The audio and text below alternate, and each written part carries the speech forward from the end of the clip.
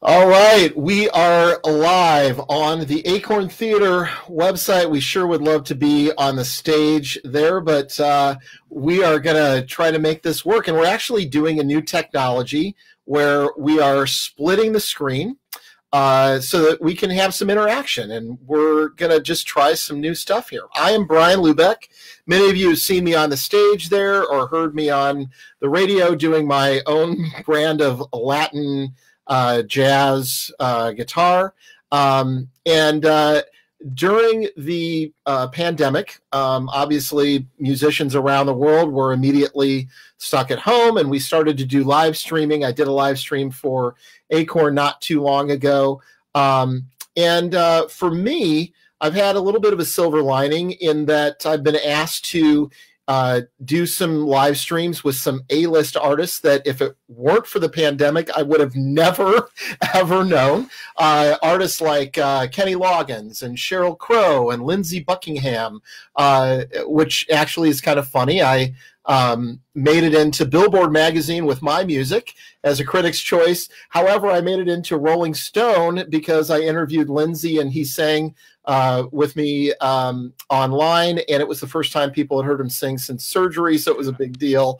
Crazy. So that was kind of fun. And one of my favorites, though, and it's not for maybe the reason you think, was doing an interview and a live stream music thing with Daryl Hall from Daryl's house, and many of you are familiar with that. But my favorite part of that is, being a musician, I'm a music junkie. And when I used to get the albums, I wouldn't just like look at who the main artists were. I wanted to know like who were the producers, who were the musicians that were making these songs real. And one of my favorites, I actually met thanks to interviewing Daryl. I sent him a note online after talking with Daryl and doing some music with him online. And I said, and because he backs up Daryl on every Daryl's House live that you've seen.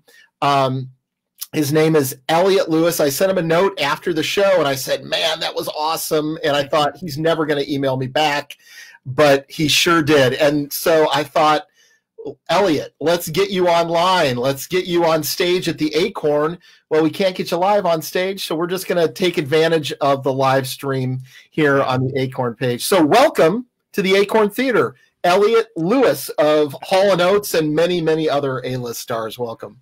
Oh man, it's so great to be with you. And it was so funny when you reached out to me, like, it was actually so mutual because I was so impressed with how you handled that interview. And I just thought, well, this guy really understands music. You're an artist yourself. You did an amazing job at moderating the whole thing, and it was just a great way to meet. Well, it was interesting because, most of the artists that I've interviewed, Seal, I think was the first time he'd done a live stream. Okay.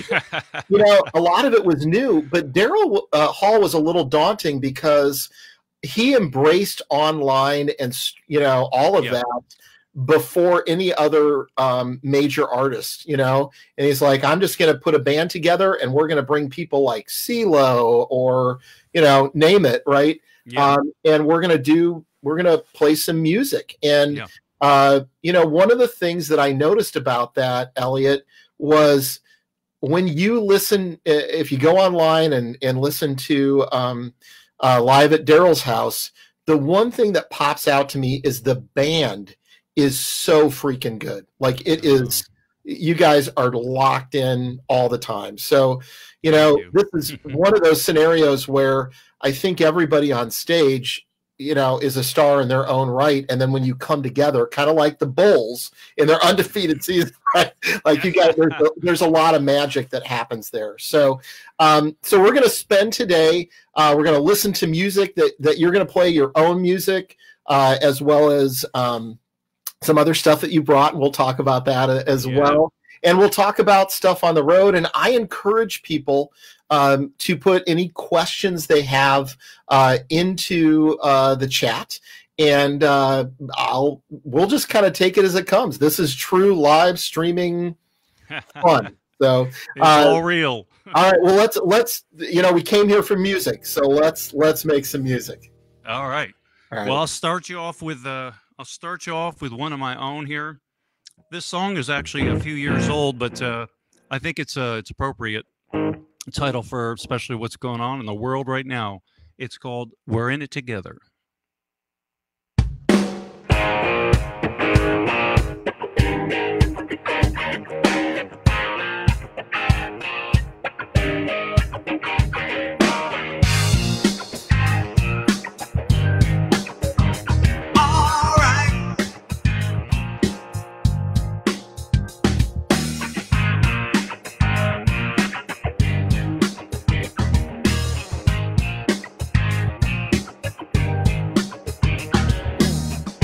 Would you throw away tomorrow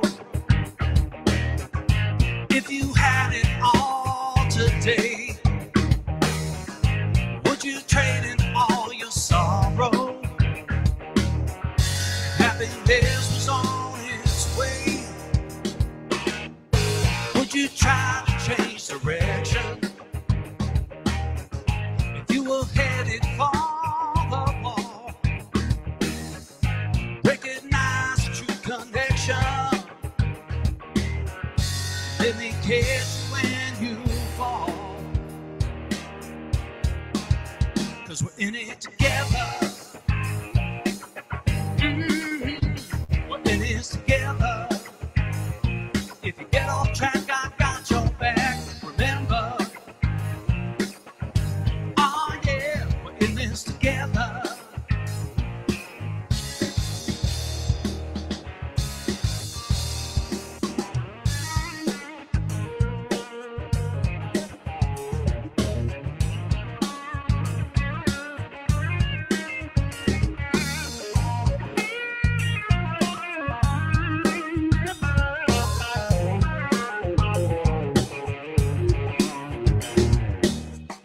Could you keep it all together? Well, you can bet this ain't no test. It won't always have to be a struggle. Walk the line, do your best. 'Cause we're in this together. Oh yeah, we're in it together. And if you get off track, I got your back. Remember, oh yeah, we're in this together.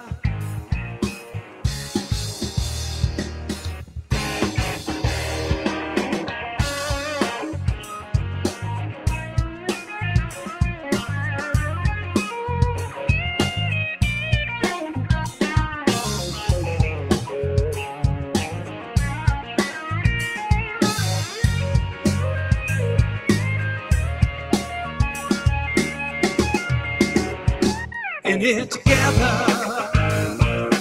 Oh yeah, we're in this together. And if you get off track, I got your back. Remember, don't you know we're in this together? We're in it together. Don't you know we're in this together? And if you get off track, I got your back. Remember,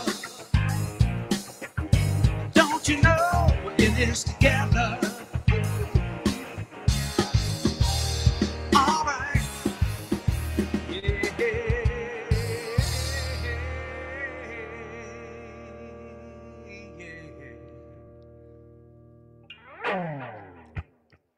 All right. Well, here's another one of my own here.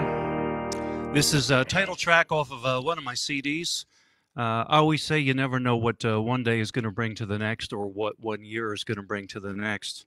But you know, whatever it is, we just have to accept it, and let's make it an adventure.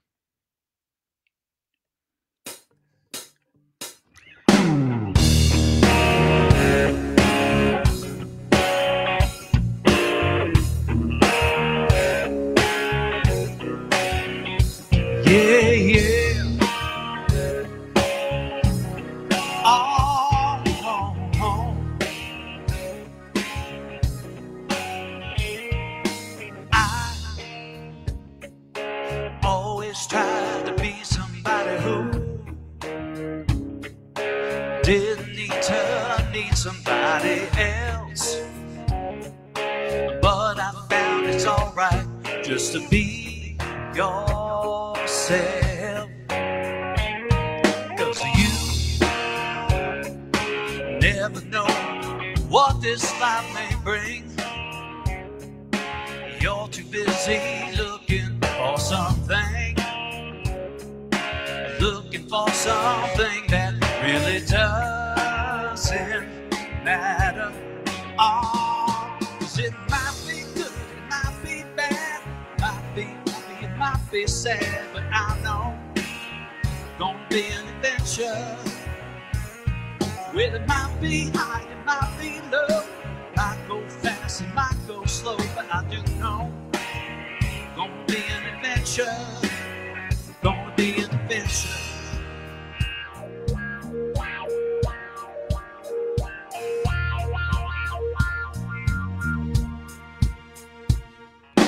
Life,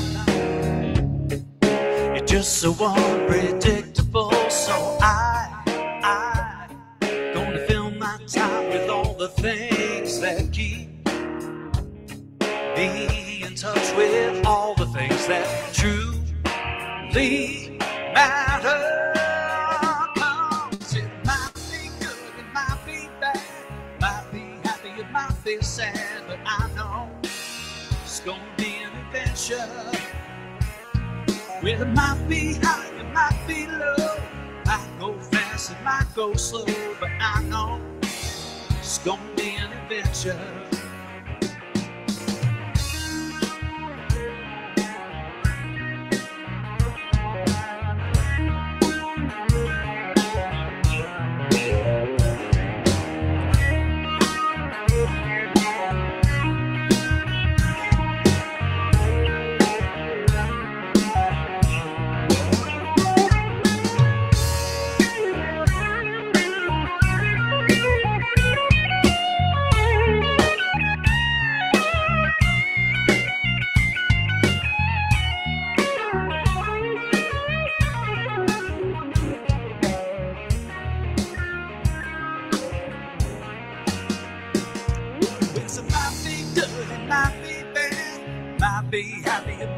Sad, but I know it's gonna be an adventure. 'Cause it might be high, it might be low, might go fast, it might go slow, but I know it's gonna be an adventure. Well, it might be here, it might be there, might be cloudy, it might be clear, but I do know it's gonna be an adventure. Well, it might be me, it might be you, might be a lie, it might be true, but I do know it's gonna be an adventure. Gonna be an adventure. It's gonna be an adventure. Gonna be an adventure. Yeah.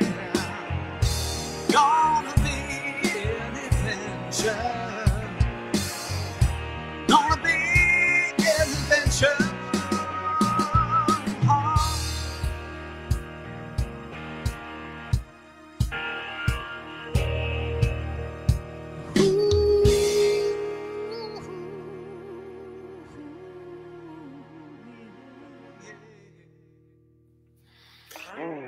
All right. Can you hear me here? Yeah, I can hear you. Oh, Yeah. Okay, great. And see you. And see me. What? More importantly. Well, we are trying a new technology. Now, normally with Facebook, Yeah. you just stream one thing and you're done, and it's kind of hard to interact. But Right. we're breaking new ground. So This is what this time is all about. It's about adapting and trying new things and exploration. well, speaking of that, so we wanted to get you live on the Acorn stage, and Yeah. normally that works because you're touring with some of the top names, including Hall and Oates, right? And but I guess now that we're sort of homebound, if you will, where are you sitting, by the way? Where in the world are you? Yeah, so I'm in Connecticut. And I'm in my home state. I've lived in Connecticut in different areas, but I'm outside of Hartford, Connecticut. So Got it. yeah, so I've been a Connecticut Connecticut guy my whole life. I Well, always said, when I was young, I always thought, oh, I'm definitely want to live in other states. right. You know what I mean? I want to explore living in many different parts of the world, but Yeah. I've traveled so much over the past 30 years Right. that Connecticut's not a bad place to come home to. Well, that's kind of the way it worked out for me. I got to tell you, I'm kind of in the same boat. I grew up in Goshen, Indiana, Right. amongst the corn. Yep. And I was like, I am out of here. I got into music, and I was lucky enough to have that take me all over the world as well. Yeah. And here I am sitting in Valparaiso, Indiana, probably, I don't know, an hour and a half from Goshen. I'm still, I actually love to go back to Goshen now. And, I'm close enough to Chicago to hop on a plane. I think that's, kind of the same with you, right? But yeah, exactly. And of course, I'm still a drive from New York. So, if I need New York, it's still a drive. I was a little closer where I used to live, but now it's still just a couple hours. Well, and Daryl's house and also the club is, how close is that to you? It's an easy drive. For me now, it's about an hour and a half. Yeah, 90 minutes. Yeah, which to me, when you're a traveling musician, a couple hours, I do a lot of traveling on my own, and it's typical for me to drive out to the Midwest, to drive out to Ohio, Indiana, Michigan, Illinois. I've done it all, so now, a couple hours is nothing. I know yesterday you had a show with Daryl Hall, doing streaming stuff, but and I think that's starting to pick up as people get more used to it. But tell me what it was, for you, when things started to go down in, March, obviously that's a big hit, but how did you kind of deal with that? Did you, find a silver lining, if you will, or did you, how did you change your practice routine, or how did you stay engaged with music? And, what kind of things did you do at that point, or how did that all kind of go down with your mind and what you're doing? Yeah, well, I'm always engaged with music. So I think when it happened and it got serious, and then everybody was like, "Oh, wow, this is getting really scary." Hall and Oates had a major tour planned, right? Yeah, we in fact, the last show we did was Madison Square Garden, New York. Right. And when it got scary mid-March, I always thought to myself, we were all thinking like, "Wow, is this it? Is this it? Are we done? Could this be years?" Yeah. And I always thought, well, if that's the last show I ever do, big show I ever do, well, might as well be there. Well, that's a good way to go out. We did have a question, because part of the cool thing about what you and I are doing is we're going to take some questions from the audience. So Lance Werner, hey Lance, long time. He's a great guy here in our neck of the woods. He wants to know, what are some of your favorite venues to perform? I mean, you performed at some of the top venues in the world, right? Red Rock, Hollywood Bowl. Yeah. I mean, you don't have to just name one of the big ones, but where do you like to perform, and what's memorable?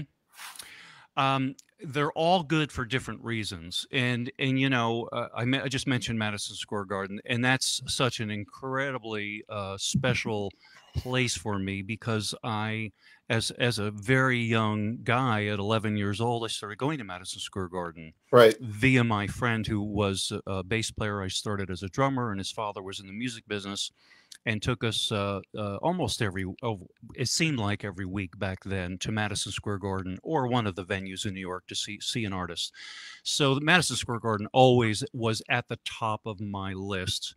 Right. And I always thought, if I ever played there, then I've made it, and I've played there 3 times, and I just feel so incredibly fortunate and blessed to have experienced that.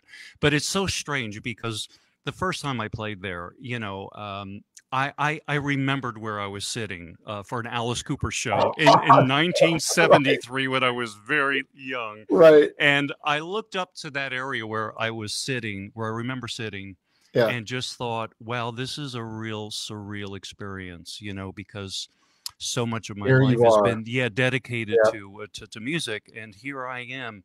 And I sort of envisioned that, although the first time I was in the Garden, I was so overwhelmed by just the amount of people. I just thought, oh my God, I could never play in front of that many people. Yeah. But then, of course, when I did, you know, we've been touring arenas for decades now, so it seems sort of normal in a way, which I don't mean to dilute it, but walking into an arena that holds 12 or 15 or 20,000 people has become a normal thing in my life. But there's so many. I mean, I have played literally almost every venue that I could ever dream of, more than I ever expected to. Budokan in Japan. You know, being a Cheap Trick fan growing up, they kind of put Budokan on the map. On the map, yep. You know, as you said, Red Rocks and the Hollywood Bowl. So something memorable. We do have an audience member that wants to see whether you remember the Midway Tavern in Mishawaka. Oh my God, I do. That was a small, casual little place. Right. But you know what? I remember that, and it was fun. It was fun. Well, Steve was there. He's watching right now. So awesome. Yeah. Actually, I'm seeing a bunch of names pop up here on the chat that I recognize. Hi, Tom. Hi, Jane. Awesome. Hey, Joanne. I have good. some really wonderful friends and fans that have been following what I've been doing. I'm very lucky. I love that. Well, you know, I've got some questions lined up, but I don't want to. Yeah. You know, I know people can. You know, they came to hear music, but also, you know, this is the way, especially with more lockdowns happening, you know, that we're all going to be, you know, this is the way that we can kind of stay connected. So I think it's fun to do questions as well. But let's do a little bit more music though right now, and I'll look at the questions while you're playing, and I'll tease some more up from you. But what do you got next for us? How about something everybody will know? Something I played with Daryl Hall and John Oates. That would be awesome. All right, bring it on. You got it. All right.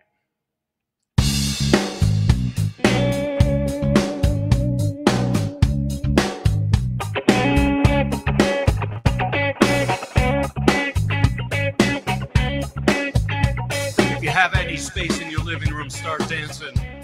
Come on.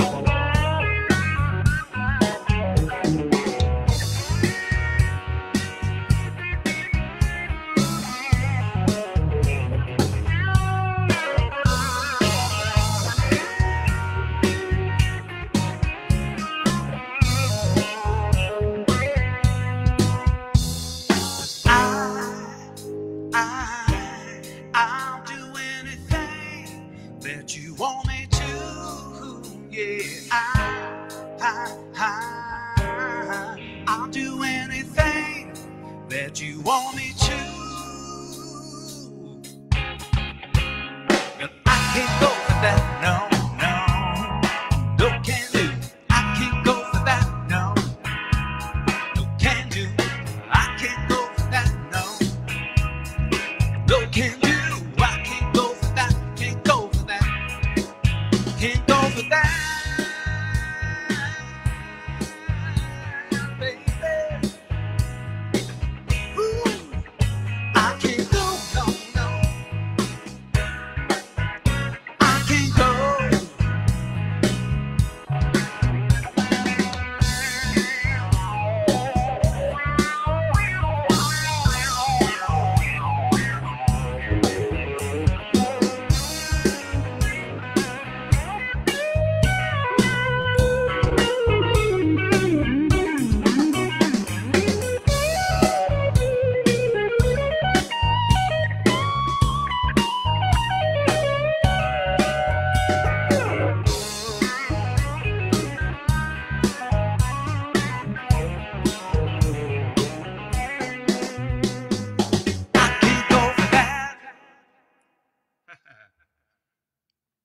All right, how about I play you a pretty new song from one of my most recent CDs. And again, this is sort of a fitting title. It's called Living in the Moment.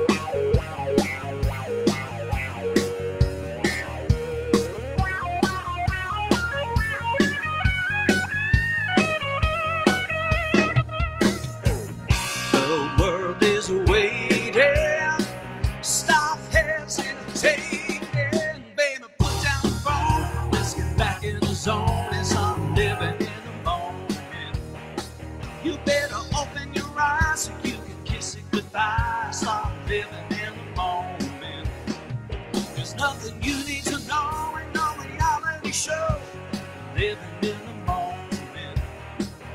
Baby, shut out the noise, let's get back to the joy of living in the moment. Living in the moment. Stop living in the moment. Living in the moment.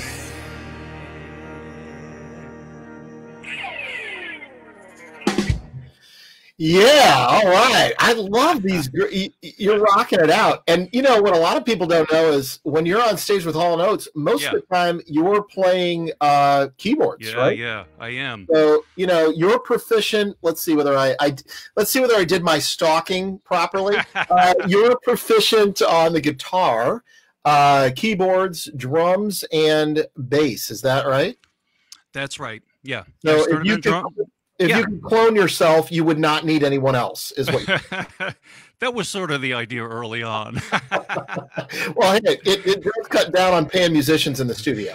So you know, my whole journey, you know, we can talk about this, but I was influenced by a couple of artists that when I was very young, one of them being Stevie Wonder and one of them being Todd Rundgren. Yeah. And one of my older brothers, who I'm very, very close to, I'm probably watching tonight, turned me on to so much great music. Right. And I think at one point he said, you know, meaning Todd and Stevie, that they played a lot of the instruments themselves, if not all the instruments, on a couple of their early records. So that really resonated with me as an 11-year-old. And so when I got serious about songwriting, I thought the more instruments I can I never wanted to be a virtuoso. I never wanted to put in the time to compete with the guys that were like the Van Halens and stuff. That was not my focus. We're really just becoming a well-rounded songwriter and be able to understand what I was writing on those instruments. So that was my purpose. Well, I think that's a great thing to say because, you've got a lot of musicians that are going to watch this because the Acorn Theater does a great open mic and, it's supported by a lot of local artists as well. And I think that's good for you. That's an interesting thing for you to say because I remember I got a scholarship for classical guitar. Mm-hmm. And my first year, I came to the realization that the only way I was going to be what sort of needed to be, if that was my profession, was I was going to have to spend 6 hours a day alone in a studio room. And I just was kind of like you. It's like, I don't think that's for me. I just want to, I want to make music and write songs and experiment. And so, I think a lot of people think, gosh, I got to lock myself in a closet for hours a day. But I don't think that's the case. I think, there is talent involved, but also just trying things and being curious, having a guitar laying around. I think it's a good Yeah, I mean, there's certainly an advantage of dedicating your life to one instrument and being so proficient at it that you do stand out from the rest.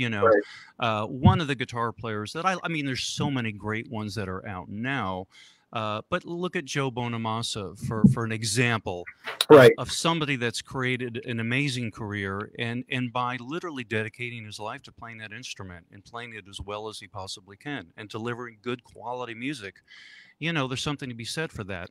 My journey was a little different, and it sort of it worked out for me because I was able to sort of slot myself into different situations, and that wasn't my original goal. It was really about the songwriting aspect of it. But when I joined Average White Band, okay, I can play some keys in that, and I had played some bass. So and it was sort of the similar thing with Hall and Oates. They needed a keyboard player, and that's what happened. I ended up being the keyboard player. So what you're saying is you're not just a pretty face. They didn't just hire you for your looks.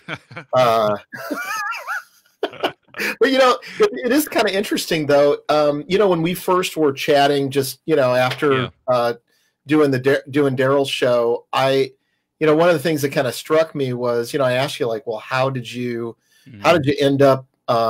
Oh, and by the way, while I'm asking this question, I want everybody to know I am watching the questions in there. Please put in questions or comments or whatever. I will get them to Elliot and we'll chat through them.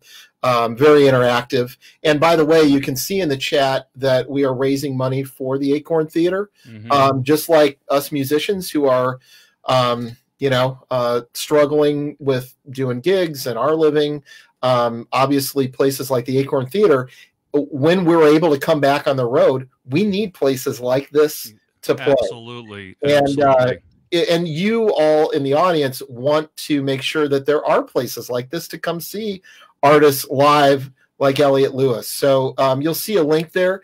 Feel free to donate. And what I'll also say is Elliot is going to put together a prize package for whoever donates the most.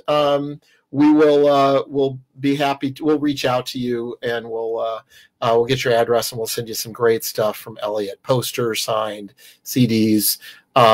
Yeah, maybe some one-of-a-kind things too, just as a little incentive. Like a left sock from your sock drawer, or no, I think I have a couple of pieces of memorabilia that are just one-offs. Yeah, so awesome. I'll come up with something good. So, but no, that's a really worthwhile cause. As you were saying, after all this craziness is over with, and we are really going to need a live music to come back.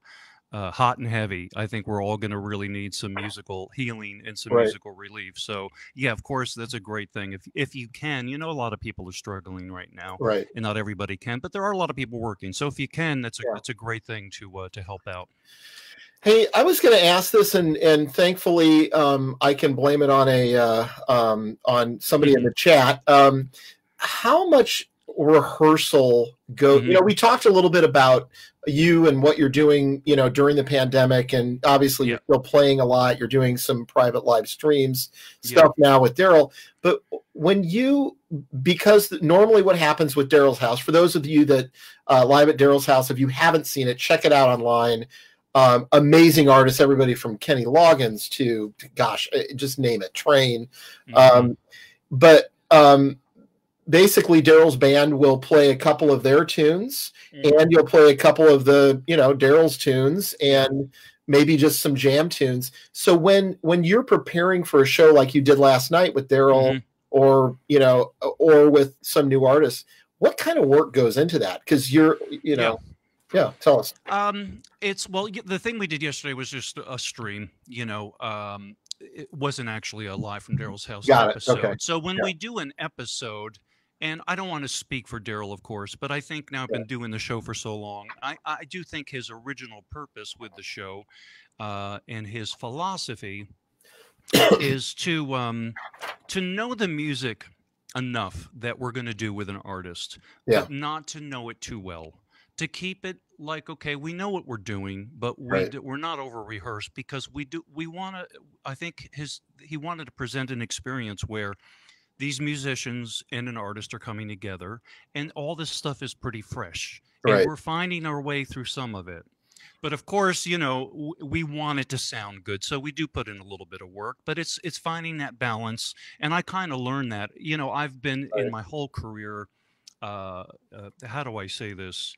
Very conscious of being prepared. So when you come into a situation, you're ready, you're prepared, and it hopefully works out. Right. So, I continue that philosophy through the show. But then at some point, I really realized it's okay just to know this stuff enough to keep it fresh. And, and the band, like you said earlier on, the band is amazing. Each member in this band are really incredible musicians and great people. And, after doing so many, you develop a chemistry, and we kind of know, it's like a football team. We kind of know what we're going to do and how we're going to approach it. So it becomes a little easier. Do you ever get like crazy curve? Like I remember on the Kenny Loggins one, Kenny's like, and Daryl are just figuring out like, hey, what key do you want to do this in? Right. And it's real, and it's in the moment. Have there, and I obviously, you can share what you want. I don't want to pressure you, but if you have any train wreck stories, that would be awesome. It's always interesting to see how every different artist approaches it. We know kind of what we're going to do as a band, but when an artist comes in, sometimes it's just the singer, or sometimes the singer will bring in his guitar player or his keyboard player. But it's always interesting to see the amount of the level of work they do to learn and prepare for the stuff. Sometimes they're incredibly prepared. You just mentioned Kenny Loggins, who is a perfectionist. So he's very in tune to all the details, right? There are a bunch of artists like that. That's not necessarily a bad thing, but Daryl's show is sort of the balance between keeping it fresh and loose and making it sound good. You know, and we don't always hit every single melody and every single note and every single trademark the right way, but we kind of make it, you know, the song, but we kind of do our own thing to it as well. But I would say, you know, there's a little bit of pre-work that goes in it, a little bit of pre-production, but it's not that much. Yeah, and I think one of the things that I had to learn early in my career, I remember my first gigs, it's like, I'm going to do every note perfectly, and that's my safety zone. But then when things would go weird, you know, it would get kind of wonky or whatever. And I remember the best advice I got was like, get the best musicians you can, you know, and I think some people that first start out as being the front person, you know, it's like, well, I don't know. I don't want that guitarist better than me. But my philosophy was always like, I just want people to walk away thinking it was a great show. And then the byproduct was, if everybody's so good, if something goes sideways or wonky, nobody notices because the band stays together.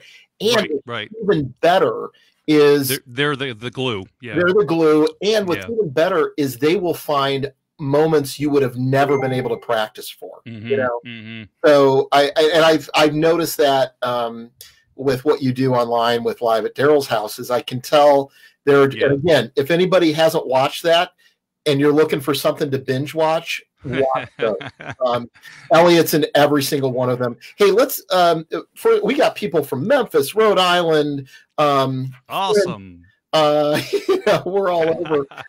We want to hear, you know, again, this is about storytelling and you, but we want to hear some more music from you. What do you got next for us? Let's see, what can I do for you? I'll do you. I see there's a couple of requests here for Todd Rundgren. So perfect. Okay. You know, I love Todd, and I know there's a lot of Todd fans out there. So I haven't been doing this recently, but I'll give it a shot. Classic Todd.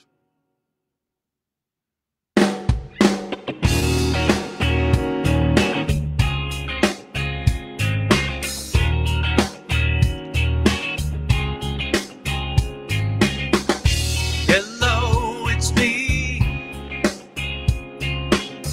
I've thought about us for a long, long time. Maybe I think too much, but something's wrong.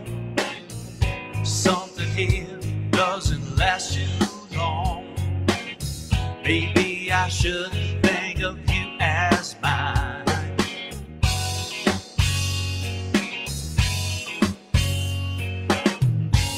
Seeing you,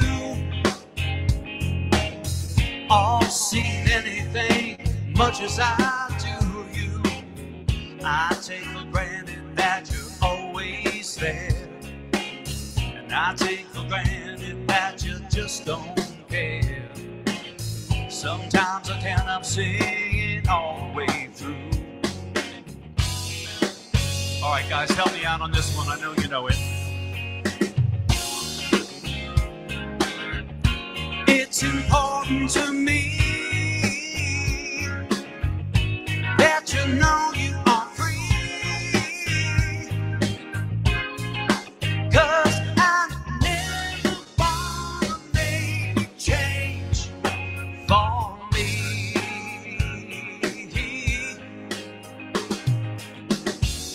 Think of me.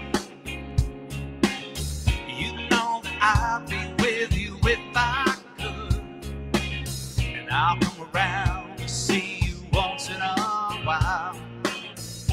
If I ever need a reason to smile, and spend the night if you think I should.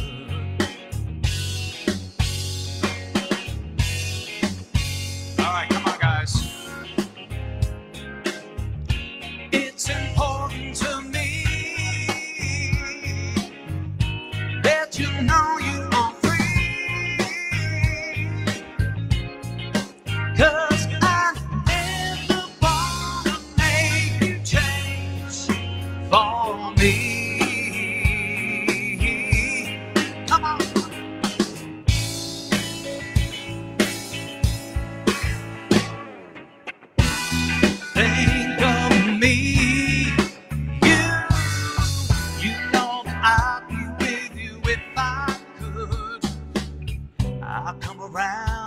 see you once in a while, or if I ever need a reason to smile, you spend the night if you think I should. Oh, tell me, you got to think of me all night. Think of me, and it's alright. Think of me now, baby. Think of me.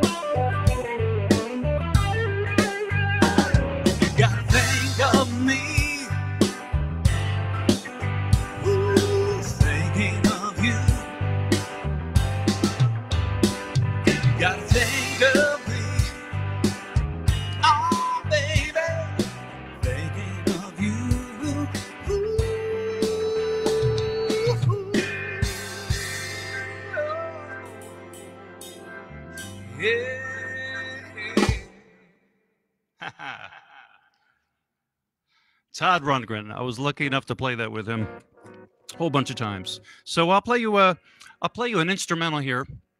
This is from my most recent CD. I put out all of my CDs, basically vocal songs, but this most recent one is a instrumental. So this one is called Sonic Soldier.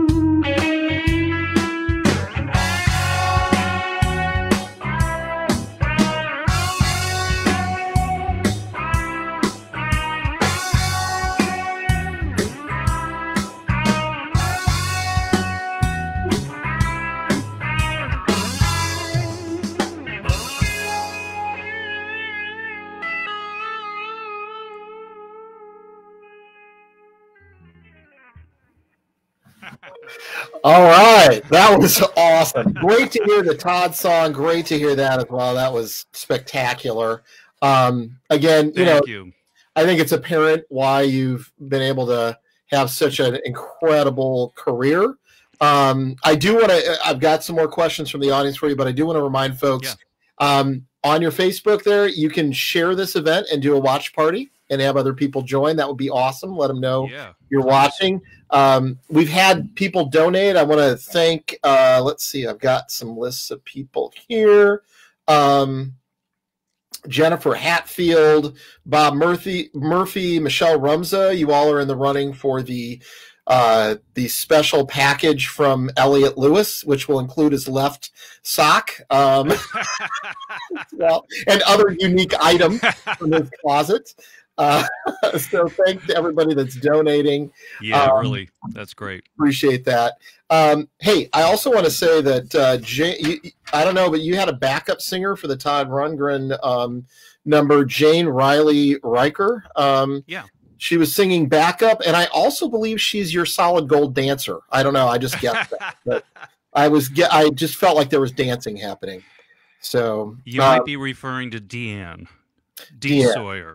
Got it. You my background singer, you mean? No, I just was saying you have a fan. Oh, okay. That was, yes. But anyway, we were singing along with you on that number. Everybody loves that song. That's such a great one. Hey, I do have a question from the audience. Let's see. Gosh, we've got a few coming in. Tom Frost would like something from Sonic Soldier at some point. We just did that. Yeah. Let's see. I'm just kind of reading through these. There was one that I wanted to ask.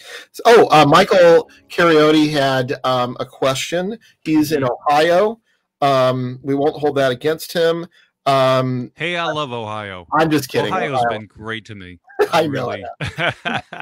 I've noticed you've had a few sold out shows in Ohio, so that I figured that was. I've had a few sold out shows and probably a few that were way undersold. I've run the gamut. But no, I started going to Ohio, about 10 years ago.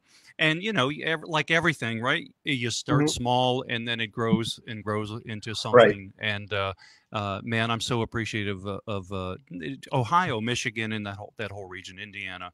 We love it. They're all, they got some great, music lovers in that whole region of this country. Music fans, for sure. So Michael wanted to know do you have a favorite live from Daryl's house where, and it doesn't have to be the best music, but like, is there one that particularly resonated with you for whatever reason and why? It's, I'm asked that a lot, and I have favorites for different reasons, but one of my favorite shows was the Billy Gibbons show. I think it was so much fun for me. This is on a personal level, but also it was really, they had a different production crew at that point. I think that might have been the last episode that crew filmed, but they made things look a little differently. They made things look a little bit more cinematic. And as a photographer and somebody that's visual, I kind of appreciated some of that. But that was a fun one because, like you said earlier, I'm mainly the keyboard player in the band and on the show. Some of the early episodes, I got to play some acoustic guitar and electric here and there, but basically keys. But on the Billy Gibbons episode, I was able to go kind of full-blown guitar mode. Because he brought in a couple of his keyboard players. So that was fun, Billy was very, very cool. He was like, hey, man, the more guitars, the better. And he's like, when we started doing the songs, he's like, okay, so who's going to take a solo? You want to take a solo? I was like, sure. And he was so gracious and cool. But, the two Todd Rundgren episodes, just because he was big influence on me, were amazing. Cheap Trick, because I'm a huge Cheap Trick fan. Joe Walsh, because I'm a huge Joe Walsh fan. Love that. But then there's Smokey Robinson, and there's Booker T early on, and KT Tunstall, and some of the other the more current bands, Train, Goo Goo Dolls. So it's really hard to pick a favorite because they're all cool and such a great experience in different ways. Yeah, I love that I asked that question, not because I actually got an answer, but because you kind of went through the list of some of the incredible artists that you've had a chance to perform with, and what a blessing that is. It's been quite the journey. Yeah. I never in my wildest imagination ever thought I would work with so many amazing artists, Well, and a lot of that's due to the fact that, early on, Daryl, who's always been a trendsetter and sort of bucks the system, when it comes to the music industry, was like, yeah, I'm going online. I don't know if I'm going to make money, but well, I can say this about Daryl is when the show started, like you said, I was there. So I remember him talking about doing the show, like when the idea first came to him, and it was such a casual thing. It wasn't this big pre-planned thing that's going to turn into this, what it has. It was just like, I want to try something and do it online and invite some friends over and to his house at the time. And for it to be very casual and loose. And literally the first couple of episodes were filmed by our crew, people that had never held a camera before. Right. It was like, okay, you take a camera over here, and we're just in a room, and there was no real, studio lighting and that's how it started. But it wasn't long before people realized that there was something really cool and special about this. Right. And I think just, there were so many artists that wanted to come on the show to get the chance for Daryl to sing their songs. I think that's a real treat for these artists, to have Daryl sing their songs. So it's been incredible. That brings up the subject. I think that's what's kind of fun is on Daryl's house, they aren't trying to recreate perfectly Daryl's song or their own song. Right. You all are finding your own interpretation of that, and that is what is magic about Live from Daryl's House. So again, I encourage everybody to type that in. I also encourage I saw some people say, come back to Ohio. And you know what? The best way for you to know if Elliot's going to be back is to sign up for his mailing list. You can go on his website. It's just Elliot Lewis. Is that right? .com? Just ElliotLewis.com. Yeah. Elliot with one L ish. Like that. 1 L, 1 T. Yeah, exactly. But go there. He's got his CDs there, and he does have some music on the streaming services as well. But again, let's keep supporting the artist. We're also raising money for the Acorn Theater. That link is in the chat there, so please do that as well. And then also, I was reminded just now by the folks at the Acorn. I always forget to do this because I get so excited in the moment. I need to plug my own show, which is going to be coming up December the 12th. I'm going to stream from the stage at the Acorn Theater. I'll have just a limited band because we've got to have social distancing. And I'll be doing, my Christmas favorites. That's what I'm most known for. That's what I get the most radio play. That's what Billboard magazine ranked me as their critics' choice for holiday music. So you can see me do my holiday stuff live with a great band. I'll have one of Aretha Franklin's keyboardists with me, and it's just going to be a fun time. So that's December the 12th, right back here at the Acorn Theater. So hopefully you can join. I'll tune in. Will you? I'll hold you to that. I'll be there. Are you going to heckle me? Are you going to heckle me on the comments? Can I ask you questions while you're playing? Hey, what chord is that? Yeah, exactly. Hey, no, I have to say, listen, in all honesty, I've heard some of your music and your playing, and you are an awesome artist. You're really a great player and very, very tasteful, and I love everything I've heard that you've done. Thank you so much. So not being in a practice room for 6 hours a day in college didn't hurt me, hopefully, too much. Hey, we do have musicians online here. Tell us a little bit about your rig. What are you playing today? And what's your sound chain? Yeah, so I'm I do it a couple of different ways. For a lot of the live streams, I'm literally playing back my own recordings. So, all these songs that I played for you are basically, aside from the cover songs, are the recordings from my CD. So it's me playing the drums and bass and a little bit of keys. So that's one way I do it. And, obviously in a normal year, I do plenty of shows with a drummer. I use Bryan from the band on quite a few of my shows. Oh, he's so sometimes a bass player, but sometimes I'll just do myself, my background singer, and Bryan, and have the bass tracked along. So it's sort of the best of both worlds. You have mostly live music, live playing. And then the other way I kind of present a show, and I'm not doing that now because it's a different experience, is looping. Yeah. Obviously, you're familiar with that. I love that as a solo artist because it is live, it's in the moment, and you can kind of take an arrangement anywhere you want to go. And I love that. I Right. mean, nothing replaces having a band, of course, but the whole thing of working solo kind of came out of a couple of different areas for me. Being a member of a band, first the Average Yeah. White Band and then Hall and Oates. I'm traveling and touring so much with them, so I only have limited amount of time in my year to do solo shows. So Right.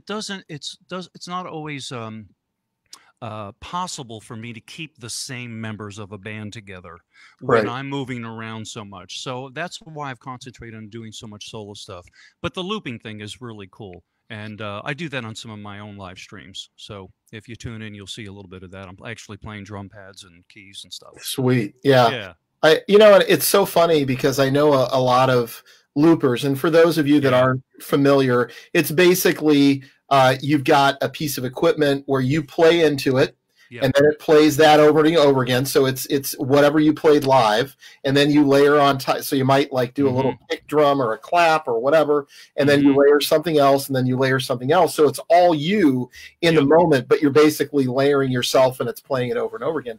And I know the frustration for a lot of loop players, if they're really good, is it sounds like it's so good it sounds like you just pre-recorded something. And I know. So sometimes it works best if you keep it stripped down for Right. sure. Just You simple, don't you don't try to overproduce the whole thing. Yeah. Obviously, it works really well with an acoustic player. You can kind of create a rhythm on the guitar, play and add a few things to it. My sensibilities were always like, well, I want to create a 3-piece band because Right. I play drums and Right. bass. So I'm always trying to take it a little bit further, and sometimes it's a little frustrating. Sometimes I got to kind of like take it back, So we're talking about your solo shows. Wendy has a great question. Strangest place you've ever played? Like, I've got like 50 that just would blow people's minds, where I like show up, I'm like, really, I'm playing here? Tell us maybe your wildest location playing solo ever. Like, if you playing solo. Oh my God. Like, what's the weirdest place of Oh God, I've played everything. From backyards to Right. private parties in a backyard, to theaters, to nothing super crazy. Nothing really. Well, I think that's awesome to hear. But it's all good. Sometimes the smallest shows, you think, oh, it's a small show, there's only going to be X amount of people there, but sometimes they end up being the most fun shows. So I always say, I just completely have an open mind about every experience that comes along, because it's all about the adventure and about communicating music. It doesn't matter if there's 10 people in the audience or 10,000. It really doesn't. Yeah, I think I've had some crazy ones. The scariest one for me was, I'm a Latin Spanish guitarist, but I'm from Goshen, Indiana. Like, go figure, right? And I got hired to do a show for 300 people on a cruise ship. I'm like, oh, this will be cool. Yeah. And they told me nothing about it ahead of time. And I showed up, and it was 350 Brazilians that had come to Chicago for some kind of conference. And I'm like, so they hired a Spanish guitarist to play for these people that basically are born with a guitar in their hand. Yeah, right. And, I'm like, I don't really do a lot of blues stuff, which is probably why they came to Chicago. And I was stressed out the whole night because I'm playing Spanish guitar, and I'm like, I'm sure they're judging me, the whole time. But the biggest compliment was when they all came up and started shaking my hand, speaking, Portuguese or Spanish, or I can never remember. I think it's Portuguese in Brazil. And I thought, like, well, that proves that at least I sort of fit in, so I didn't get thrown overboard. But we have to embrace all the situations. you just got to go with it. If there's if you end up and you show up and it's a 10-year-old's birthday party, well, let's play House at Pooh Corner. This is life. It goes like this in our shows and careers. I did a show so many years ago with Average White Band, and this is when the Average White Band sort of kind of came back, and I was a member of this band. This is back in the late 80s, early 90s. And we played down south. I can't remember what state it was, but it was a southern state. And it was more of a country club. you know, a country music club, and we did not go down well. I mean, they were like line dancing to pick up the pieces, but then it was like, Right. so do you guys know any Merle Haggard? Or it was just like, oh, this is not working. But Yeah. it can happen to anybody at any time, I guess. I was doing, my favorite request was I was doing a private show, or not a private show, it was a large show on a boat. So it was like, you know, specific audience.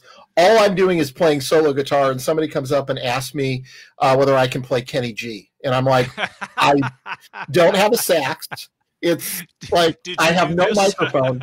Right, exactly. And then my other favorite story is a friend of mine. Somebody came up and they asked him, "Can you play Funny Butt?" Mm-hmm. And he's like, "Funny Butt? Like I don't know that song." Yeah. And, you know, because they thought they wouldn't, you know, and everything goes, you know, that song, Funny But When You're Near Me. And he's like, okay, I get it now. Funny But. But anyway, so we'd love to hear some more music. You mentioned Average White Band. That might be cool to hear a little bit of that if you got it in you. I have to do that. I have to do that. Well, I can't do any performance without doing I don't want to blow your finale, though. So if you want to save it, that's great. We'd love to hear anything that you got coming up. We'll do a couple more tunes. We'll come back and take a few more questions. And then we will maybe do a couple of tunes out. And so we're kind of getting near the end. So put in your questions. Also, please donate. I want to mention the folks that have donated again. Bob Murphy, Michelle Rumza, Tara Graybell, Catherine Manning, Michael Cariotti. Please, you know, folks, if you are the highest donor, we can't say who that is, but you'll get a special package as well from Elliot Lewis. All right, let's hear some more music. All right, AWB in the house. Woo! One of my favorite all-time instrumentals. Love Here it. we go.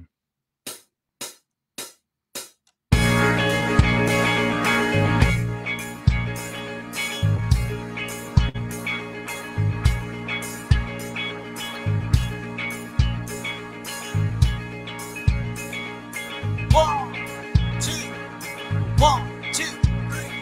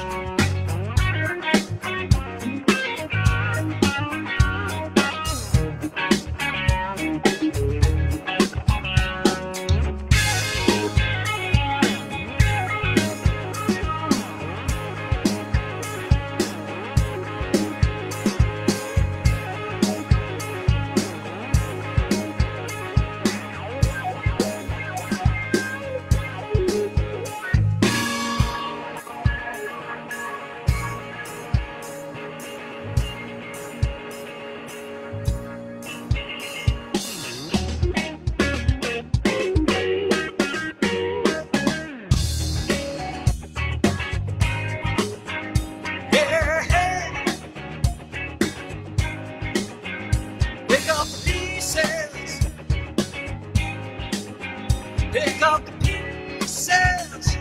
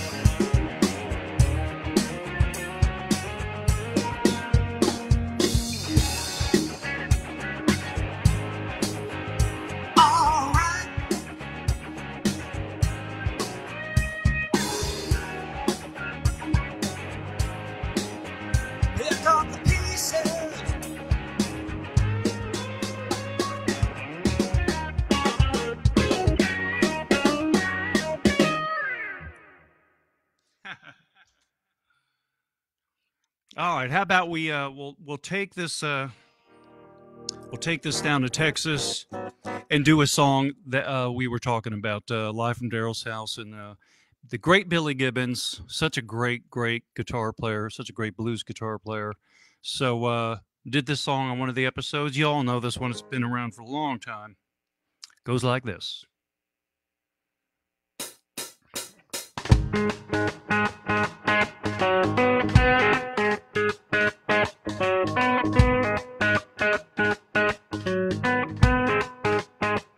Rumors spreading round in this Texas town about that old home on the range. Let me know if you want to go to that old home on the range.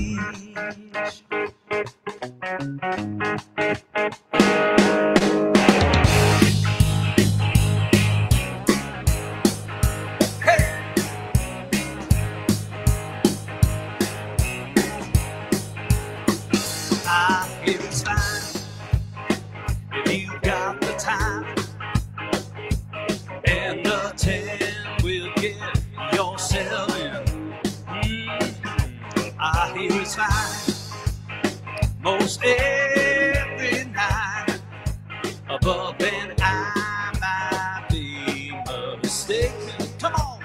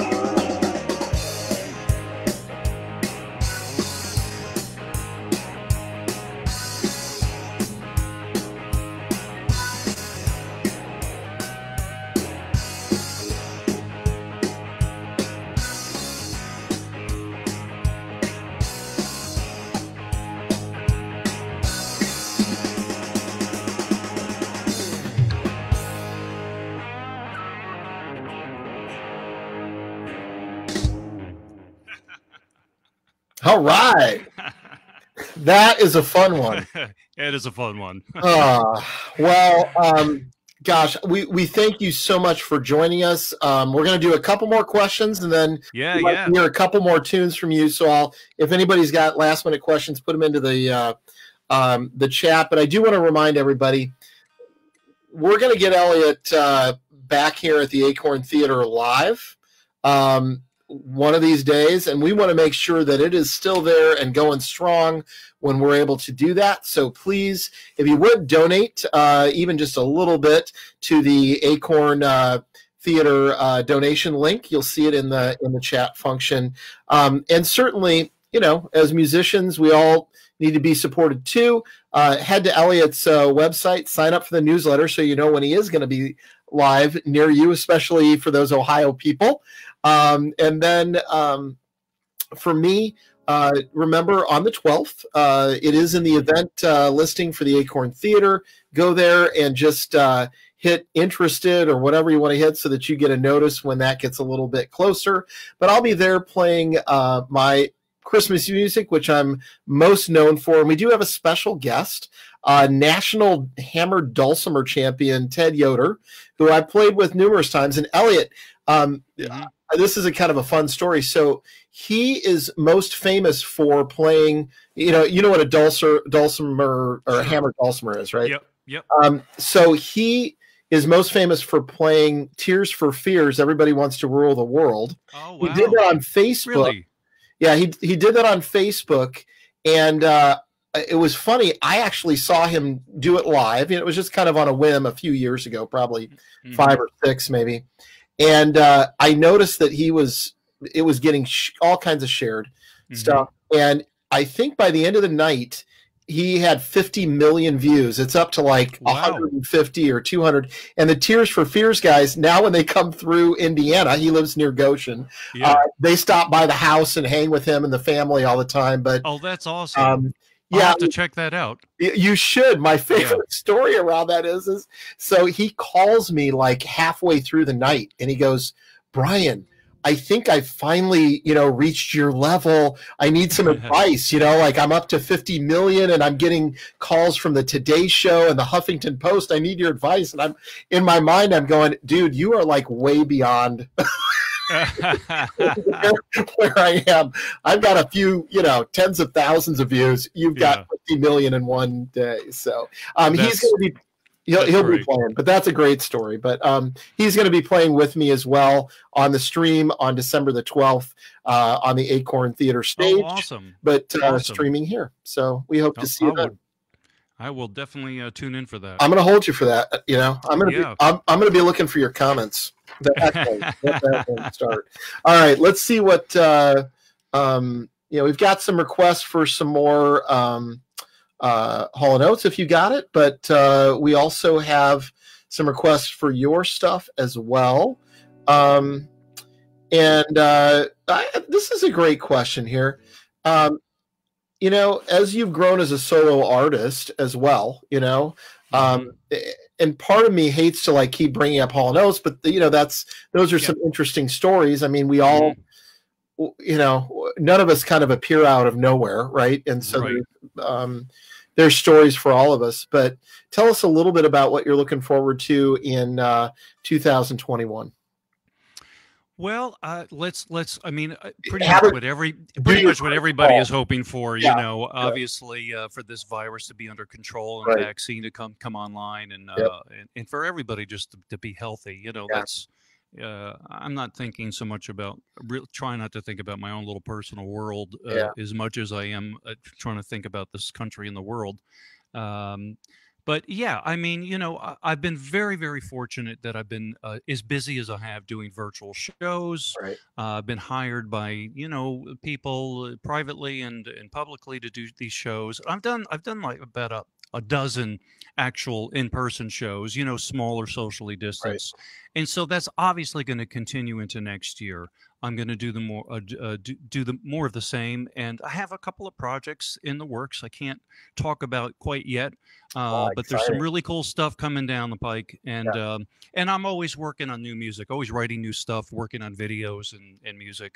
Have you had more time for writing new stuff, or have you kind of been busy doing the streaming stuff? Like what? Yeah, it's funny because when it all got serious in like March, I you know, like a lot of people, was sort of in a state of shock, like what's going to happen, what are we going to do? But once that kind of, I got over that hump, I got very creative and I started writing a bunch of things. But then as the virtual shows started to kind of really escalate, you know, more of my attention was turned to that because, you know, I love being able to communicate music with people. And if this is the way we have to do it now, so be it. So it's eaten into a little bit of my writing time, but I'm still working on a lot of stuff. I mean, I have a backlog of stuff. So, you know, it's just, you know how it is. You have to kind of switch gears. You know, you go from planning what I'm going to be doing on a virtual show to switching gears to like, okay, I have to finish this project, this song. And so there's a lot of that. Yeah. And, you know, the tough part, I think, is, you know, you and I are both in modes where up until the pandemic, you know, we kind of knew where to plant the seeds, right? You were kind of always networking, and I'm going to do a little bit of new stuff, and I'm going to, you know, try to collaborate, and you know, it's been a little odd, you know. It's been very odd, but you know, we have to adapt. This is kind of the new world, and I think, you know, I know. So there's some musicians out there that are just going, you know, I can't wait till gigs come back, and like, well, you know, they're not for a while. I mean, hopefully next year. So we have to try to adapt. So I try to encourage my fellow musicians to try to embrace what's happening right now, because you can find an outlet for what you're doing if you try. You know, the whole virtual thing is not suited for everybody. You know, playing in an empty room in front of a camera is not. I kind of feel like I've had those 9 or 10 years doing Daryl's show to kind of make me comfortable in that element, having cameras around me and stuff. So, but like I said, not everybody is comfortable with that. So, you know. Well, I think, you know, innovation, one of the things that I heard that made me feel better sort of about everything was that, you know, somebody, and I don't remember who it was, but when this first started, they came out with like, here's all the innovations that happened during these major problems, whether it was economic or wars or whatever, and the innovations that came out of that. And I'm like, you know, it kind of makes you go, yeah. I mean, it doesn't wash away the reality, but it does. I think there is hope out there, and there's opportunity. And, you know, we're just going to have to get creative in the near term. Speaking of that, what is your so as you know, and I think most of the audience knows if they joined late, I'll just kind of recap. So once the pandemic hit, I had an incredible opportunity that would have never happened had the pandemic not hit. Again, I traded all to like make it go away. But, you know, for me, all of a sudden I'm streaming live, doing interviews and music with people like Daryl Hall, and that's how you and I met, and Sheryl Crow and Kenny Loggins and Seal. And, you know, I'm having like these one-on-one conversations with folks. And so I've got a little bit of a silver lining. I feel, you know, very blessed in that sense. And, you know, you know, my favorite thing is, you know, to ask people was, you know, like, what else are you doing now that you aren't gigging, you know, live?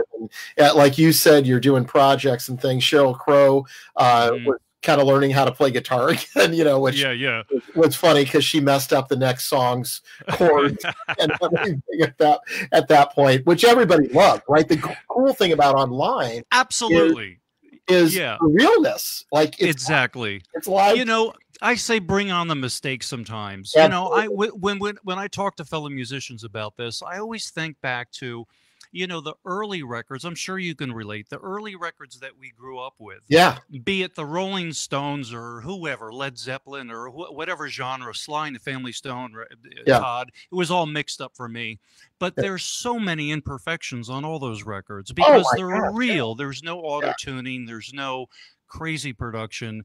And to me, that's what makes me want to go back and listen to them, because you can always find something that's a little bit different or a little bit, a little bit rough around the edges. And I think that's a good thing. I think when we got into the 80s and it was all about perfection, it sounded great and slick and smooth to our ears, but then it doesn't have that. You don't want to go back and listen to it because it's so perfected. Yeah. I don't know. That's just the way it hits me. Yeah, and I think it hits me that way as well. It's just there is something real about musicians in the moment. That's why live music, people are like, well, maybe live music won't come back. It absolutely will, because of course, people want to see that.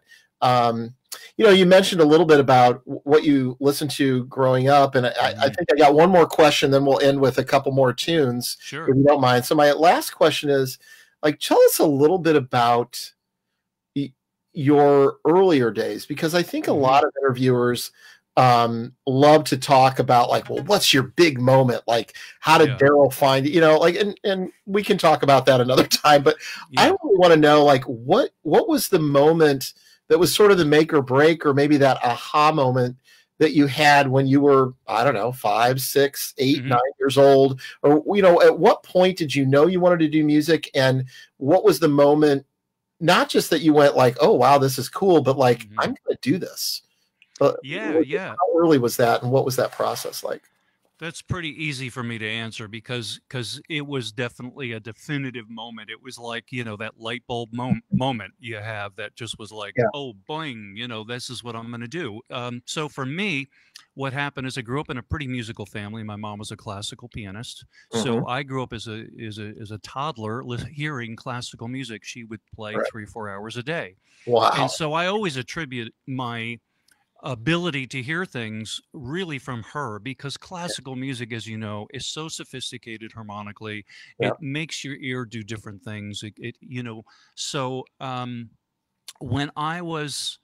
there was always music playing. And I think what happened was my parents bought my older brother a drum kit, almost like a play drum, like a toy drum kit. It was one step away from a toy drum kit. You could play it you could play it a few times, but then it was and I don't, as kids, you try things and you either love them or you just move on. Yeah. So he didn't bond with it, or I think, and I did. I picked him up and I was like, oh, wait a minute, this is it. This is what I want to do. This is what I'm going to do. And how old were you? I was 10.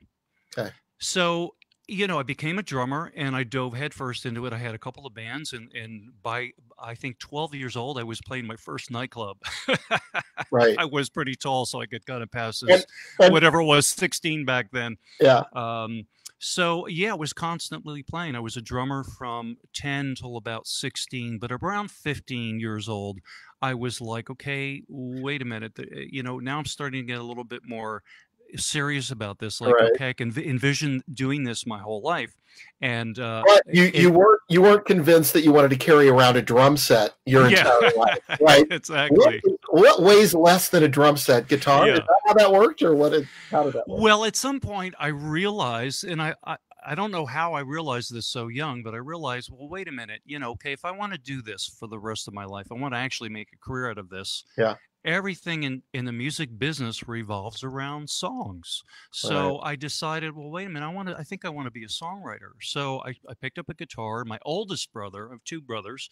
The oldest one is a guitar player, was and still is a great, amazing blues guitar player. So it was sort of a natural evolution for me. So I picked up the guitar and started, kind of trying to figure out how to write songs.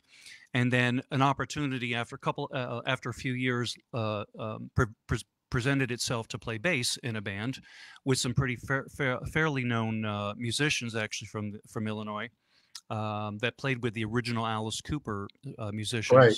Yep. So I became a bass player in a band and for a couple of years. And then then I went back to guitar, and that brought us into the 80s. And then the technology started really exploding. And then I started gravitating to keys. And once that hit, I was full in. And, and then I really became a serious songwriter. And then by the mid 80s, I was able to land my first publishing deal. I got a publishing deal with Sony for 4 or 5 years, and then that turned into getting signed to Warner Brothers, and then working with Dan Hartman. So it was really this chain reaction, you know. But my brother is really responsible for some pivotal moments in my career, because he had been a booking agent in the early 80s. So he was booking the Average White Band, and so you know, he brought my demo tape that I was doing, not only to Alan Gorey, but even just before that to Dan Hartman. And that opened up a whole different world, working with Dan Hartman and playing on Tina Turner, one of Tina Turner's big hits, and a Joe Cocker song. And you played on Joe Cocker's Unchain My Heart. Is that right?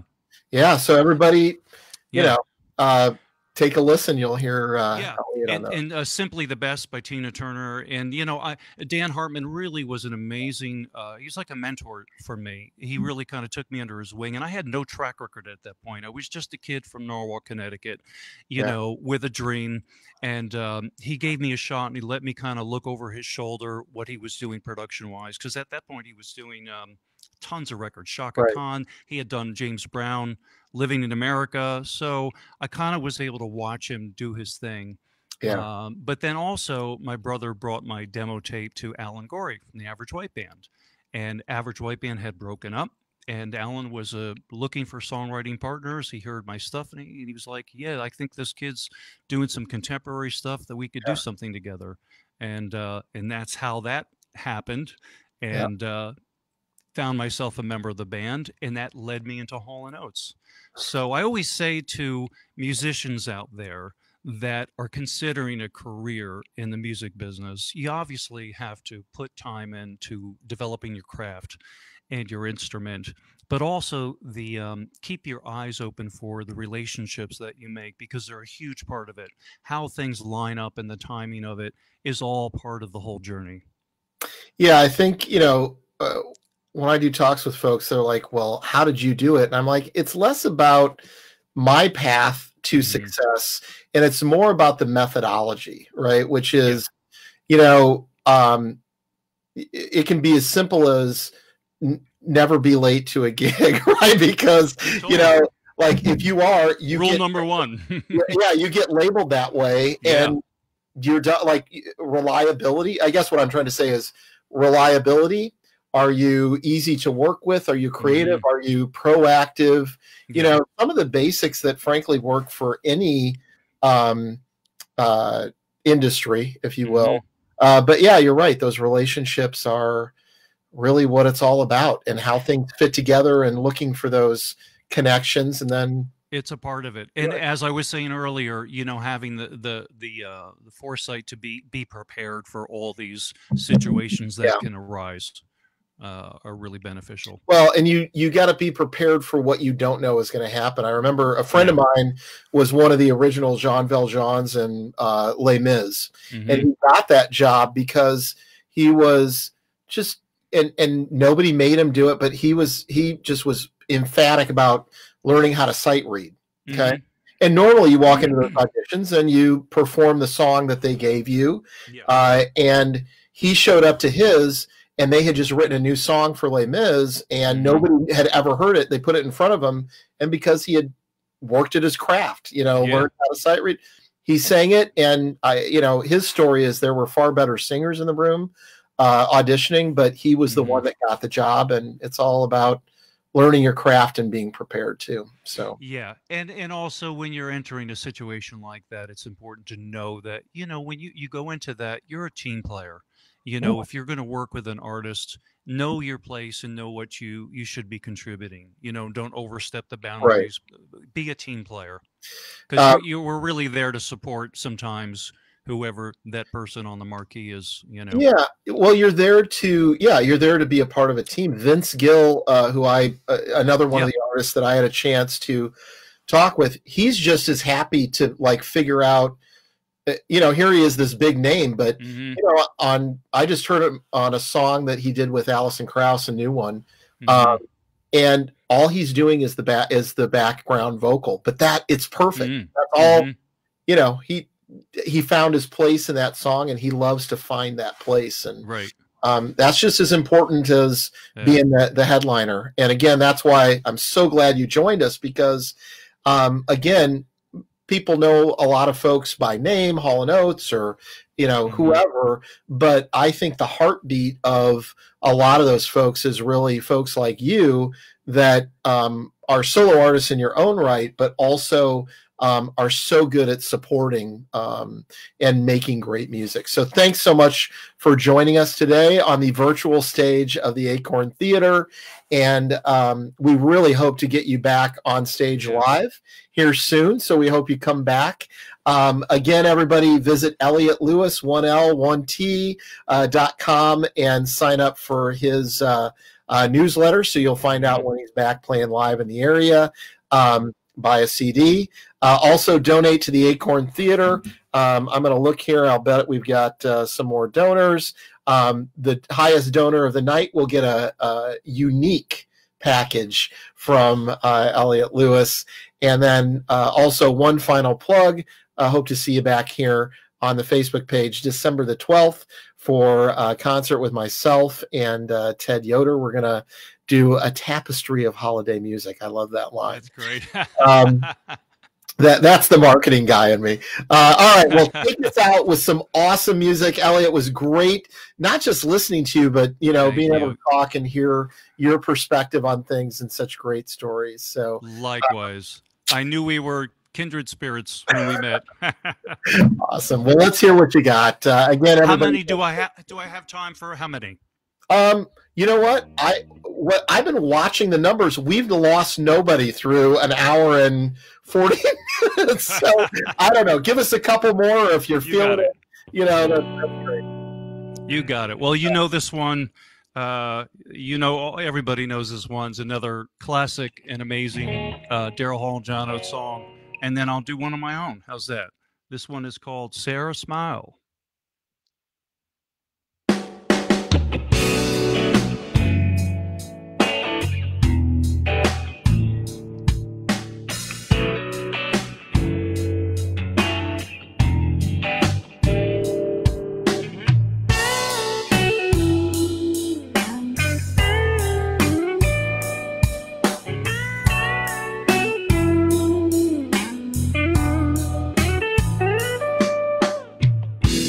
Baby head, the woman's eye, I can feel you watching in the night. All alone with me, I'm waiting for the sunlight.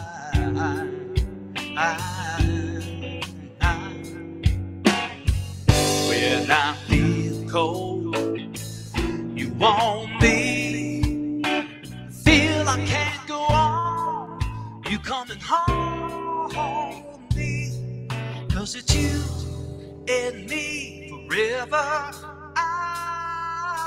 Sarah smile,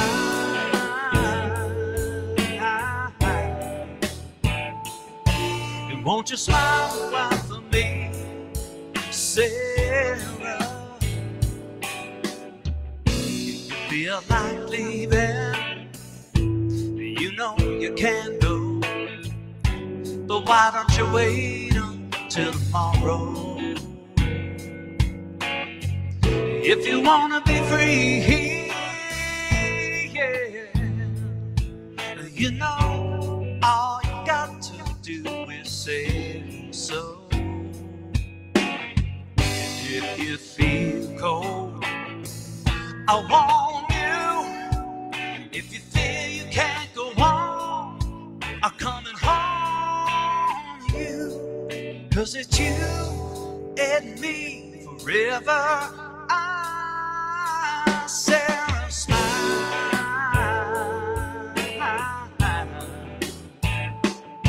and won't you smile a while for me, Sarah? Yeah, Sarah smile.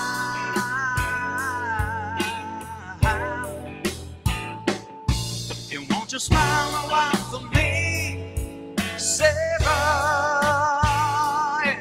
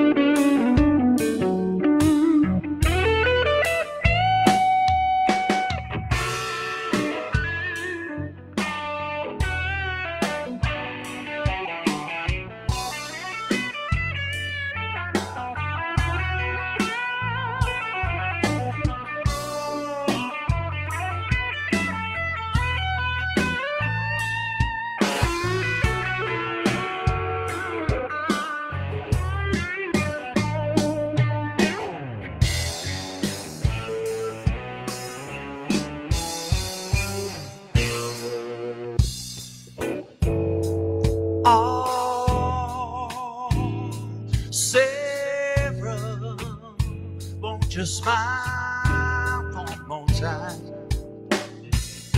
Please, baby, oh, yeah. Won't you smile a while for me, Sarah? Sarah, smile.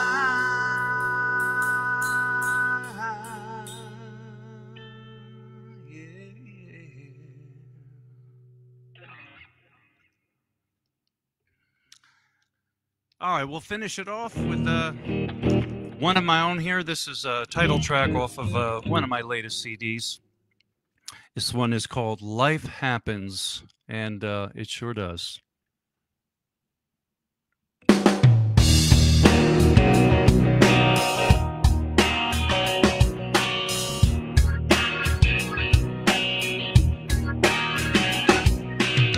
It all started so innocent, like every day that came and went. We had nowhere to go and all day to get there. We let time pass us by, didn't have to work or try. Felt just like we were walking on air. Now it's time to take a ride, leave the usual behind. 'Cause they say life happens when you're busy making other plans. I don't wanna miss a minute of loving you if I can.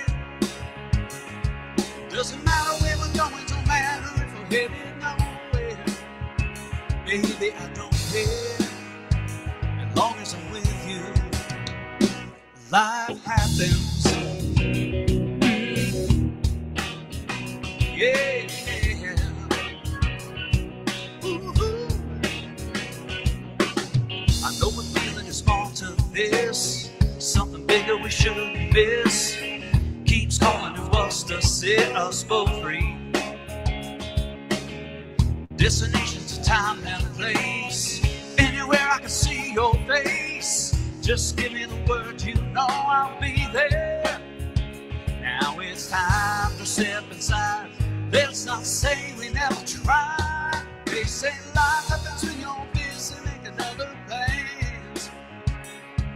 I don't wanna miss a minute of loving you if I can.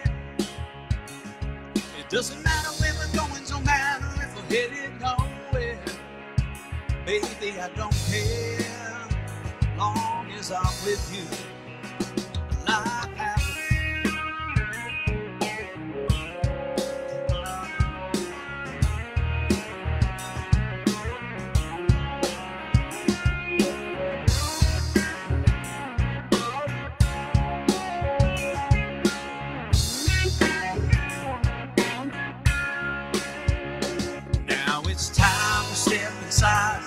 Let's not say we never tried. Oh, yeah.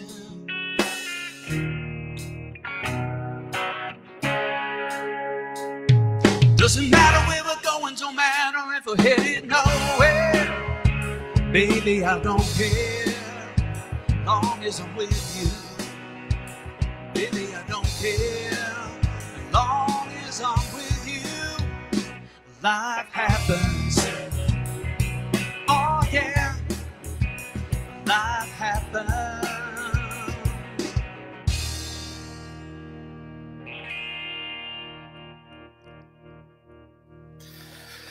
Elliot, awesome. Now I know why Daryl Hall said not only were you an amazing musician, but an amazing songwriter. Again, so happy to have you on our virtual stage here at the Acorn. You know, I don't have any connection to the Acorn other than I've performed there, but the connection is it's a great place for musicians of all types to come and perform, and I want to make sure that they're there for when you and I can come back and play live. And certainly I can't wait to see you live. Hopefully we'll get to do that soon, and I would love to. It's yes, please, if you can, help the Acorn Theater out. Any theater, any live venue, really, it's important to embrace. This is a good time for us to really, in my opinion, for us to help each other. either as musicians or businesses, whenever and wherever we can. This is a rough time we're all going through. Some people are hurting more than others, so we all need to pull together. So music is a big part of a lot of people's lives. So you're absolutely right. Let's keep it going. Well, and certainly if you want to hear more of Elliot Lewis's music, we got a great taste of it, and there's lots more to hear. Check him out on his website and streaming. And again, we hope to see you again soon. So gracious for you to spend. I think we were planning on an hour. We knew that wasn't going to happen. I sort of, when we were talking about like, oh, let's just do an hour. My brain was saying bullshit, because I knew we would get talking. But it's all good, man. When there's chemistry, you know it's the real deal. So thank you so much for having me. Thank you for all that you do. And, this has been a great friendship. So thank you so much for doing this for me. You got it. And everybody, thanks for watching. And to all those people that are going to watch after the fact, we had a great audience now, but we've got people watching after the fact. Please still feel free to donate. Again, we want to make sure that we've got a great live stage to come back to. The Acorn is awesome. And we'll look forward to seeing you in the near future. All right. Take care, everybody. Thanks, Elliot. Bye, everybody. Stay safe and well. Take care.